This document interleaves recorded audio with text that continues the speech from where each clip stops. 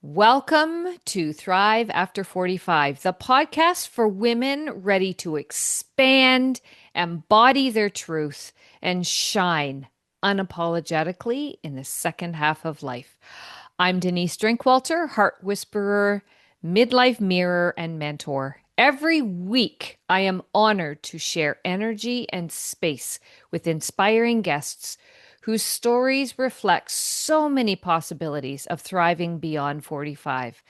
Together, we'll uncover the whispers of the heart, the power of midlife transformation, and the wisdom that fuels expansion.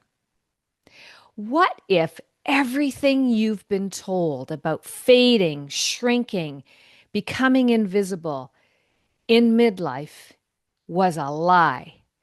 And this is the moment you rise into your fullest power.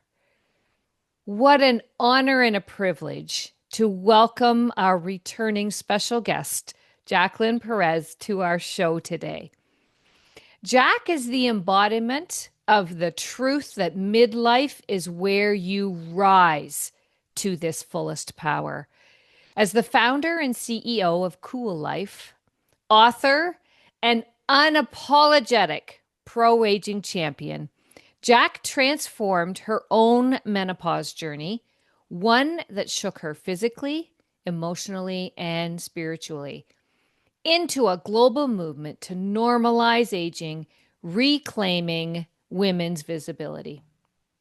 Since 2017, she has impacted well over 100,000 women worldwide through her platform, Sunday Roundup newsletter, podcasts, and published work. With more than 36,000 women and growing following her on Instagram alone, she has built a thriving international community that amplifies women's voices, challenges outdated narratives, and provides the resources to boldly reinvent health, relationships, careers, and personal growth.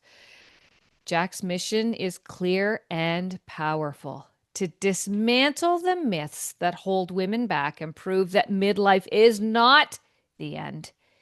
It's the most extraordinary beginning. Welcome to our show today, Jacqueline.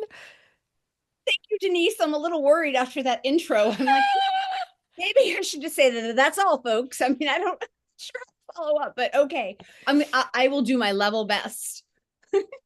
We are in the room to have some incredible conversations. And when I ask every guest to just give me a bit of background, something you talked about was how menopause hit you like a tractor trailer, changing everything, like your physical, your emotional, even your sense of identity.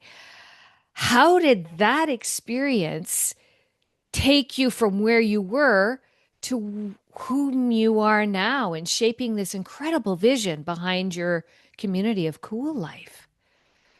It's funny, Denise, because menopause it happens to every other human on the planet, right? I mean, it's not a weird thing. It's not Yeah. an unusual thing. Mhm.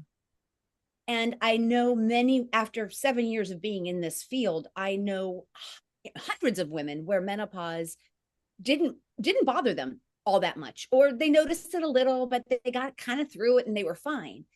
I, unfortunately, or in my case, fortunately, Mhm. because I'll let you know right now, I would not be a pro aging champion on a mission to normalize aging had I been one of quote unquote the lucky ones.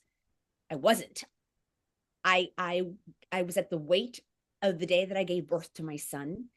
I didn't want to get out of bed. My anxiety was over the top. And I am not wired as an anxious person. I am wired as almost a Pollyanna kind of person. Mhm. Losing that. And then the attributes that come with aging, looking at yourself in the mirror. And it was it was all too much. And I was what, 52? I thought, Mhm. hmm, my organs are healthy. I'm a healthy human being. I could be here for quite some time. Is this how I want to spend the rest of my time on this planet? No. Yeah. The answer was no. I began to look for answers selfishly for me. Yep. And once, Perfect. right? Because honestly, that was the motivator. Yep. Fix Jack's life was my motivator. I am not that altruistic, ladies. I apologize. During the course of figuring out what worked for me, I started realizing, what about the women out there who are suffering like I was suffering or was suffering? And for whatever reason, they're not wired to, or they don't have the time, or they don't have the bandwidth to kind of look at it from a more 50,000-foot level. Mm, I I did. I thought, well, if this is happening to me, I'm not that special. I bet it is happening to a lot of women. And that was the primary motivator for me hmm to begin the path that has led me to where I am today. It was to help solve the issue for other women, to at least bring them the information in a way that they could trust and in one repository. My issue at the time, now, mind you, this is 7 years ago. Right. Things have changed a lot for the better, for the better. Uh, Right. but we're not there yet. No, There yet. exactly. Yeah. The demand far outweighs the supply for relevant, accurate, kind, actionable information for women during this season of life. hmm Menopause, the physiological change, Denise, as you know, is Yeah. one attribute of Right. myriad of new opportunities and challenges that present themselves during this phase. Yeah. And while the physical one, for me was so palpable that was my motivator. I Right. soon realized that there were many issues to deal with and hmm many topics to cover to help women navigate what I truly believe is the most fabulous part of my life anyway. Yeah. You mentioned the importance of how it hits and how it hits differently for everyone. And I recognize and know that many women, like you suggested, have major life shifts through menopause, and others just seem to fly through it like life. Oh, is this what's happening? Oh, I didn't even really realize. Yeah. Thank goodness for what you went through and how you took it to empower yourself. And I love that you have a broader vision to know that this is important information for a much wider audience. And you're no longer alone. And I love that you were selfish in the beginning because, in order to do that, I'm guessing based on women as who we are as a collective, we do not naturally um, show ourselves as being selfish, as giving back. Okay, I need to figure this out for me. It many times comes against a big thrust in our lives where we're hit against the wall. It's like, I can't do anything else. I got to do me. And isn't it too bad that we have to do it that way? And like, thank you for doing what you're doing because then people don't have to hit that wall first. They can have the information prior. That is my goal. My Yeah. goal is that our younger sisters Yeah. will have other issues to solve when they get there. That this one won't be one of them. I'm sure there Yeah. will be others. There's no way you don't get away unscathed. There's always something around the corner. Since aging is normal and menopause Yeah. is normal, my goal is to normalize this aging process so that it's the options are there for women. Yes. Whatever they choose, however path works for them, without the judgment, without the criticism, Mm, and armed with valuable, accurate science and experts that they can actually make changes for themselves in for the positive. And it's funny because you said it was a good thing that I was selfish. Well, yes and no. I wasn't of value to anyone. I was a terrible mother. I was a terrible partner. Who I was a shadow of who I am. And so yes, it was selfish because it was for me, but everyone else around me benefited as well. Sort of like the whole put the mask on. I hate this analogy. There's got to be a better one. You know, Yeah. you put the air mask on your oxygen mask on yourself first on the airplane, and then you handle the people around you. That's kind of the same thing. I mean, there's a reason we say that because it's accurate and true. Right. There's so much around energy. And when our energy is zapped, everybody else around us is affected. When our energy is on point, everyone else around us is affected, right? So I love what you're saying in terms of, yes, it was a good thing, bad thing. Isn't life always like that? That you can always look at glass half full, glass half empty. Absolutely. Joy Yeah. and sorrow live in the same Right? container. Yeah. They Yeah. live in the same container. Yeah. Yeah. Yeah. And Damn it. it's right. I know, but it's life. It's Well, the it's part of the human condition. I mean, it just exactly. and Yeah. pretending that you're not human is Yeah. kind of it's kind of a fruitless endeavor if you think about it. Yeah. It'll be an uphill climb forever. Yeah. A Sisyphean task for sure. Yes. Right? Yeah. I'm looking behind you, and we need to jump into the brilliance that you have taken all of your collective writing, thoughts, energy, ideas, experiences, and encapsulated them beautifully into your book, Metamorphosis in Stanzas. Tell us about that. Tell us about the journey. And then I know there's one in there that you're going to read for us. It's going to land for every single listener. So I jump in. hope, yeah. Yeah. So we were talking about what initially motivated me and drove me to create the platform Kuel Life. Right. Well, and we also talked about joy and sorrow living in the same container. The other thing that we all need to realize and remember is that it's cyclical, it's evergreen. You Mm, don't solve a problem, put it on the shelf and go, whoop, all done with that one. Let's move on. Right? yeah. I had a myriad of things hit me again Mm, last year. My son, the whole empty nest thing, yep. I didn't think it had hit me as hard as it did. I had some distractions when my son left home Hmm. because when he left home, I had a pretty bad skydiving accident that left me with 3 broken vertebrae. I focused mostly on healing my body when he had walked out the door and put the oh my god, I no longer parent someone kind of in the back closet.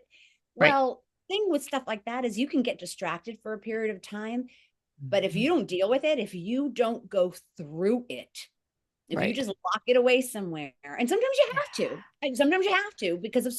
circumstance, but then it's just there waiting for you. And it came up last year. My sister, we have shared, we had our babies 10 days apart. And that was not by Mm, accident, Denise. That was on, yeah. that just shows you the level of commitment that we had to each other. Well, she made a different decision and moved away 3,000 miles. And Mm, then I lost what I had believed was going to be a lifetime relationship with a friend. And I didn't realize that you could break up with friends, but you can. yep. And we were grown up about it. We both held ourselves accountable. We had conversation, and we both realized it was we were better off kind of putting it on hold. Yep.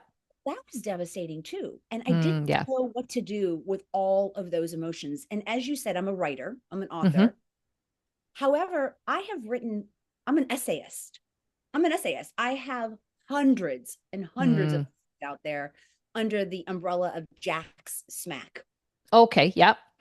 right? So Okay. hundreds of essays. And I write a lot about the midlife, the midlife condition. And I'm pretty cheeky about it, self-deprecating Yep. humor, tongue in cheek, kind of Yep. like I have a bizarre perspective on the world.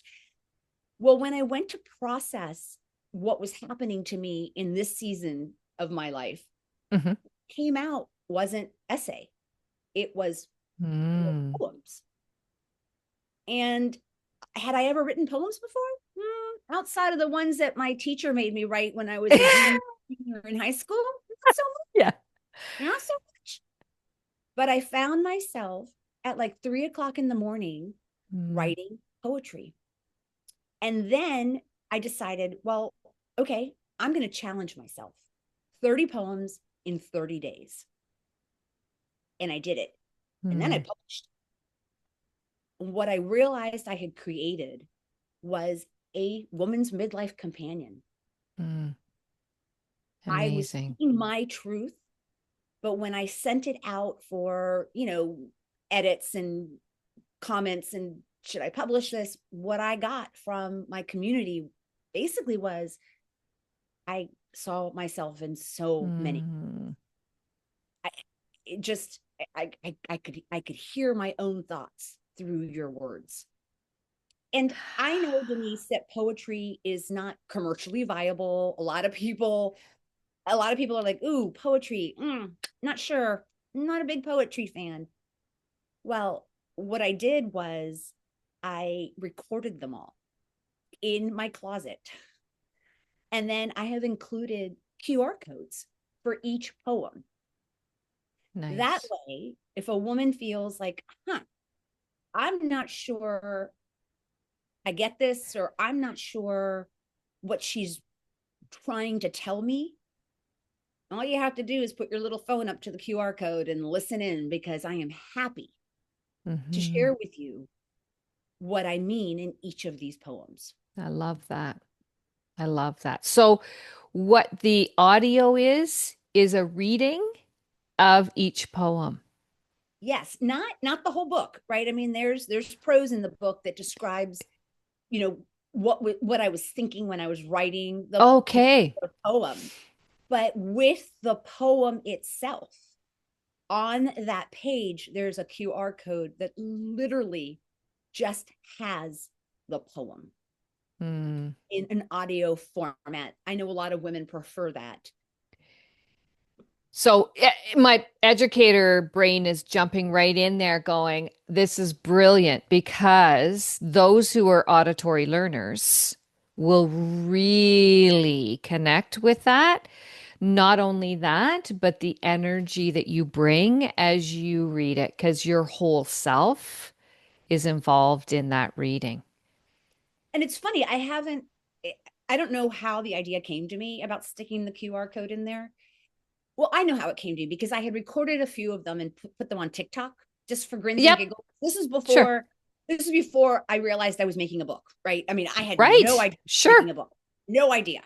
I just needed to create this format to Yeah. process the crap that was killing me. It was just hurting and it Mm, weighed so mm. much I couldn't carry it. I Yep. had to get it out. And that's how it. Release. Yeah. So then I stuck a few of them on TikTok, and I got such a positive response from TikTok that I thought, what if just QR code in the book? And to my Hmm. knowledge, I haven't seen that yet. I mean, maybe it's already out there, but I haven't really seen a lot of that. So Hmm. Can I invite you to share in our energy here today one of whichever one you want to choose? Can you read one for us so that I would love. the audience can actually access the fullness of and the richness of your right? I would be honored. And I'm going to read one specifically for your audience. I know that you help women really navigate their sovereignty during this Hmm. midlife and beyond period. Yeah. And I know that we would all like to have a plethora of the tools we need every time a situation comes up. We also know that by this stage in life that we don't always have every tool available to ourselves. That doesn't mean we can't continue. That doesn't mean we don't need to continue. We have to make the best of the world with what we've got. And that's what this poem speaks to. Nice. And it's called A world in three crayons. And I don't know if this is a visual, but this kind of shows you where the QR code is in Absolutely. in the page. So the YouTube channel will absolutely show the visual. And Okay. I'll just briefly say that you just shared the book and So showing exactly, it's beautifully laid out, by the way. No surprise. it helps when your BFF is a graphic designer Oh, and and she can't say no to you. there you go. Bonus win. Oh, absolutely. Shout out to Nancy Knight because she couldn't say no. She had to help me. So Love it. Love it.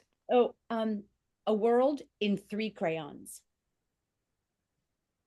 In life, we dream of vibrant hues, a box of crayons, vast to use. The 152 with colors bright, each shade defined, each line just right.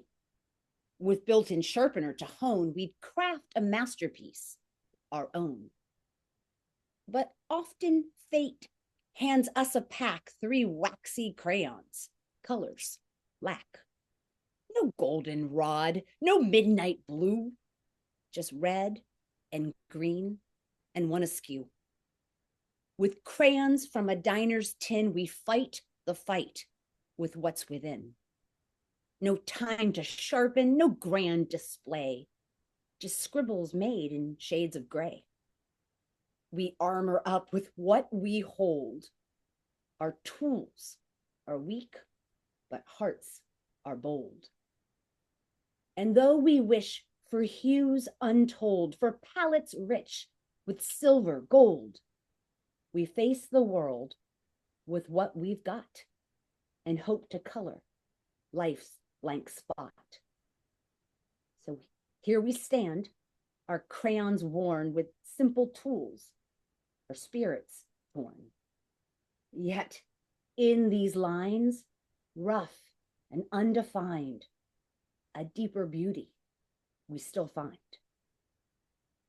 With just three crayons, dull and bare, we sketch our stories, choose to dare.